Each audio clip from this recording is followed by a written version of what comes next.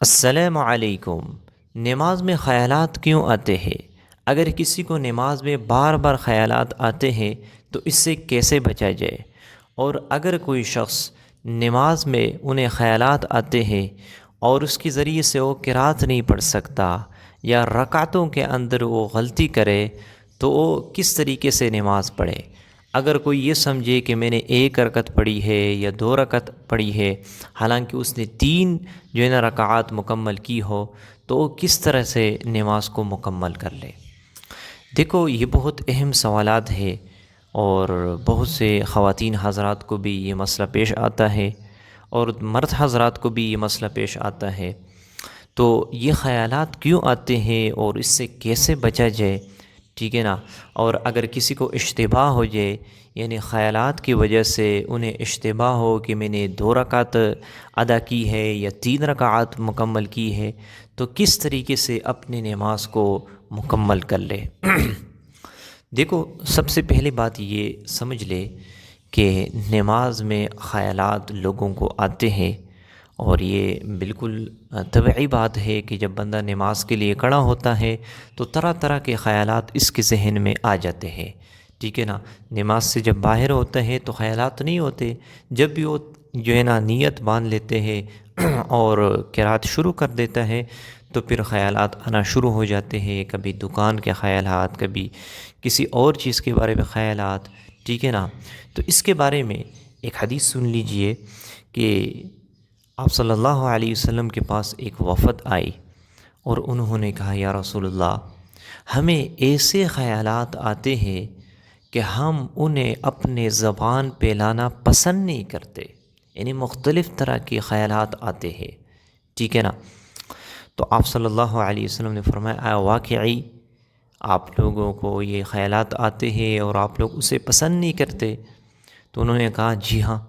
تو آپ صلی اللہ علیہ وسلم نے فرمایا، یہ تو صریح ایمان ہے، یعنی یہ تو ایمان کی علامت ہے کہ آپ لوگوں کو خیالات آتے ہیں، طرح طرح کے برے خیالات آتے ہیں لیکن زبان پہ لانا پسند نہیں کرتے، تو یہ تو ایمان کی علامت ہے۔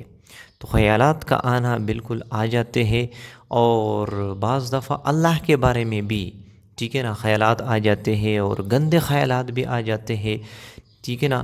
تو خیالات کا آنا یہ کوئی بری بات نہیں ہے۔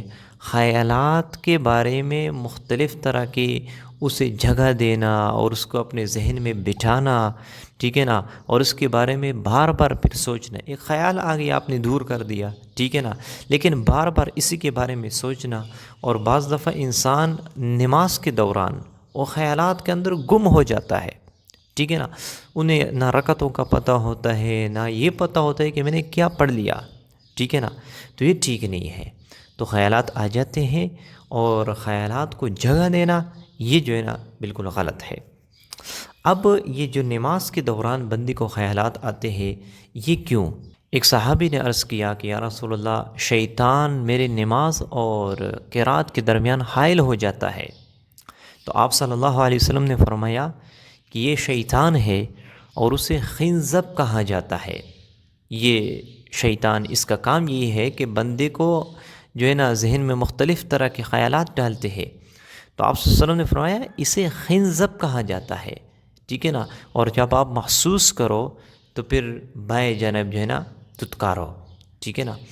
تو اس میں جو ہے نا آپ صلی اللہ علیہ وسلم نے بتا دیا کہ یہ خنزب اسے کہا جاتا ہے، اور اس کا کام یہ ہے کہ نمازی کو مختلف طرح کے خیالات اس کے ذہن میں ڈالتے ہیں تاکہ وہ غلطی کرے، نماز کو صحیح طریقے سے ادا نہ کر لے۔ ٹھیک ہے نا؟ تو شیطان کا کام یہ ہے کہ وہ نمازی کو بھٹکائے، نمازی کے ذہن میں طرح طرح کے خیالات ڈالے تاکہ وہ نماز صحیح طریقے سے ادا نہ کر لے، خشوع اور خضوع کے ساتھ وہ نماز کو مکمل نہ کر لے۔ ٹھیک ہے نا؟ اب ان خیالات سے بچنے کا طریقہ کیا ہے؟ خیالات تو آتے رہتے ہیں، اس سے بچنے کا طریقہ یہ ہے کہ بندہ ترجمے کی طرف دھیان دے دے۔ ٹھیک ہے نا؟ نماز کو ترجمے کے ساتھ سیکھ لے، مثلا الحمد للہ رب العالمین۔ اب اس کا ترجمہ آپ کو پتہ ہو کہ اس کا معنی کیا ہے۔ الحمد للہ، تمام تعریفیں اللہ کے لیے ہے جو تمام جہاں کا پروردگار ہے۔ ٹھیک ہے نا. تو آپ کو اس طریقے سے ہر لفظ کا معنی پاتا ہو اور اس کی طرف آپ کا دھیان ہو تو پھر آپ غلطی نہیں کریں گے. تو ایک بات یہ کہ آپ نماز کی طرف آپ دھیان دیا کر لیں، ان کے الفاظ کی طرف اور اس کے معنی کی طرف، تو انشاءاللہ آپ کے ذہن اور آپ کے جو ہے نا دماغ میں مختلف طرح کے خیالات نہیں آئیں گے اور غلطی بھی آپ نہیں کریں گے. ٹھیک ہے نا. دوسری بات یہ کہ آپ کوشش کر لیں کہ وضو جو ہے نا صحیح طریقے سے کر لیں. ایسی جگہ نہ ہو کہ جہاں پہ جو ہے نا گندگی ہو اور نیچے جو چینٹیں پڑتی ہے وہ آپ کے جسم کے اوپر اور آپ کے کپڑے کے اوپر پڑے. ٹھیک ہے نا. تو وضو آپ صحیح طریقے سے کر لیں اور وضو کی جو مسنون دعائیں ہیں کوشش کر لیں وہ بھی آپ پڑھ لیا کر لیں. ٹھیک ہے نا.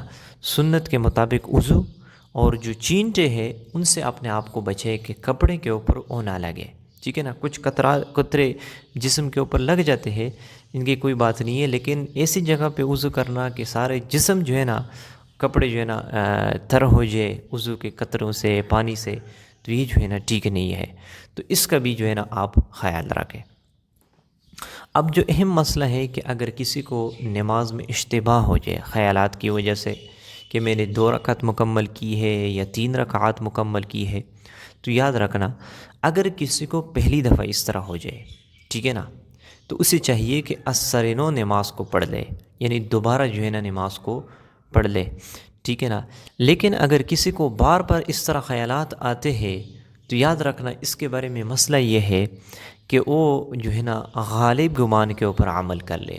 غالب گمان اس طرح کہ جو ہے نا آپ یہ سوچے کہ آپ کا زیادہ گمان کس طرف جاتا ہے کہ میں نے 2 رکعت مکمل کی ہے یا 3 رکعات مکمل کی ہے. جس کی طرف آپ کا غالب گمان ہو آپ اس کے اوپر عمل کر لیں. اگر آپ کا غالب گمان یہ ہے کہ میں نے 3 رکعات مکمل کی ہے تو آپ اس کے اوپر عمل کر لیں. لیکن اگر آپ کا غالب گمان یہ ہو کہ میں نے 2 رکعت مکمل کی ہے تو آپ اس کے اوپر عمل کر لیں.